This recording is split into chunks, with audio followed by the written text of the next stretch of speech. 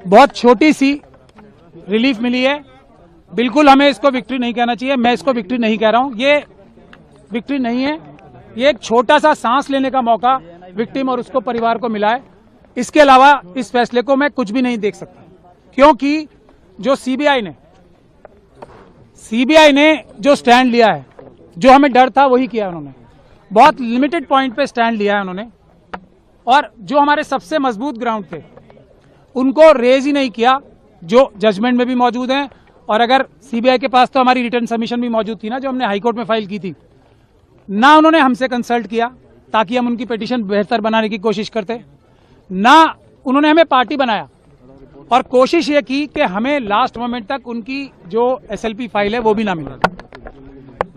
तब आज भी, लेकिन मैंने आपको पहले भी कहा है, इस बच्ची और इसके परिवार के खिलाफ इतने ज्यादा अत्याचार हुए हैं, इतने ज्यादा सबूत मौजूद हैं कि अगर इतनी सी भी बात की जाएगी ना, तो कोई भी जज, कोई भी अदालत इस बच्ची के ही पक्ष में फैसला देगी।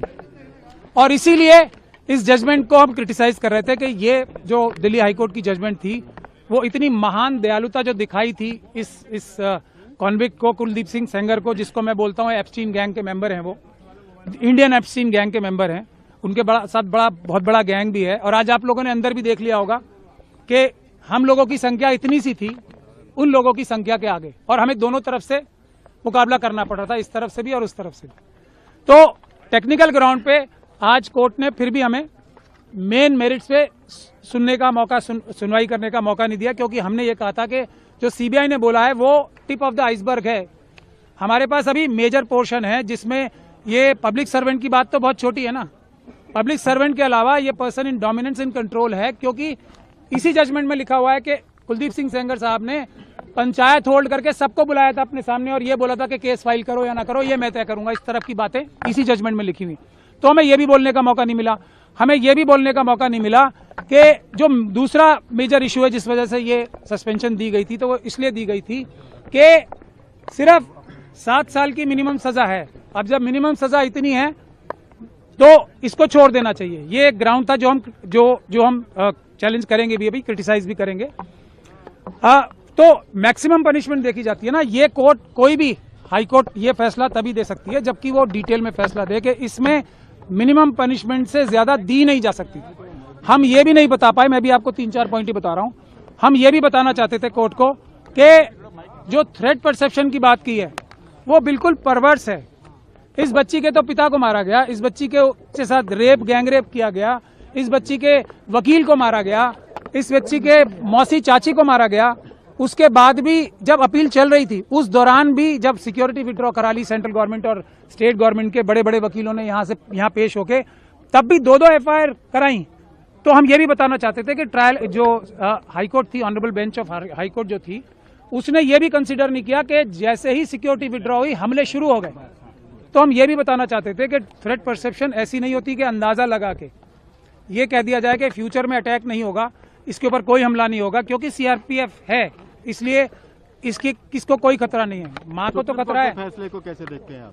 मैंने आपको बताया ना, ये मरते हुए नहीं, जो इसको जीत कहेगा, वो जो जीत कहेगा इसको, वो धोखा देगा देश की जनता को भी और पूरी न्यायिक व्यवस्था को। सबसे बड़ा धोखा होगा अगर इसे जीत बोला जाए। मेरी बात सुन लीजिए, ये जीत नहीं है। जीत क्या है? इस बच्ची की क्या जीत होगी?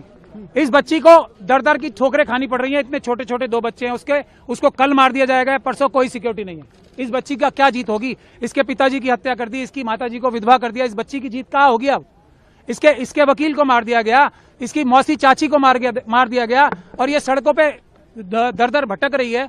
इसकी जीत होगी क्या? इसकी क्या जीत? मैं सीबीआई ने हमें पार्टी नहीं बनाया। सुरक्षा छोड़िए, पहले जो जितने लोगों को, क्रिमिनल्स को जो बुलेट प्रूफ गाड़ियां दे रखी हैं, बड़े बड़े घर दे रखे हैं, आप लोग इस पे स्टोरी करो ना। क्या ये बच्चियां नहीं, मैं एक मिनट बता रहा हूँ, एक मिनट पहले एक लाइन तो बोलने दो। हाथरस की बच्ची है ना, जब वो भी मरने लगेंगे तभी उनका भी ख्याल होगा, उसका परिवार का कोई ख्याल नहीं हो रहा ना। ये हमारी, बस लास्ट लाइन बोल दीजिए, ये हमारी सिस्टम का फेलियर है, हमारी सोसाइटी का फेलियर है कि हम 2 दिन 4 दिन तो किसी इशू के बारे में एक्टिव रहते हैं, उसके बाद निरंतरता नहीं होती। यही जो गिद्ध है ना एप्स्टीन गैंग के, ये बात इस बात को जानते हैं कि 5-6 दिन 1 महीने से ज्यादा देश की जनता भूल जाएगी, क्योंकि अपनी परेशानियों में मुब्तला हो जाती है। मैं इसको, अगर आप इसको रिलीफ कह रही हो कि जो इतनी एक तरीके से पूरी तरीके से कानून व्यवस्था और सब लॉ के खिलाफ जो हाईकोर्ट की जजमेंट थी उसको रोक दिया गया, तो फिर मैं रिलीफ कह सकता हूं, लेकिन ये बच्ची को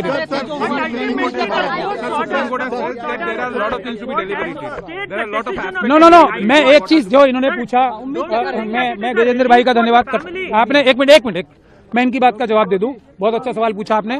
हम उम्मीद यह कर रहे थे कि एक सुओ मोटो जो सुप्रीम कोर्ट ने संज्ञान ले रखा था सभी बच्चियों के बारे में, जो छोटी बच्चियां हैं उनके रेप और मर्डर्स के बारे में, उसको रिवाइव हम कम से कम करा देते, लेकिन हमारी सुनवाई नहीं हुई। हम कम से कम वो तो चाहते थे ना कि जो एक बड़ा केस चल रहा है पूरे देश की बच्चियों के लिए, कम से कम वो रिवाइव हो जाता, क्योंकि वो पुरानी बेंच ने अभी रिसेंटली बंद ही कर दिया। मतलब देश की सारी बच्चियां खतरे में थी, सुप्रीम कोर्ट ने माना। अब वो रिवाइव करने के लिए हमें दोबारा एप्लीकेशन लगानी पड़ेगी। ये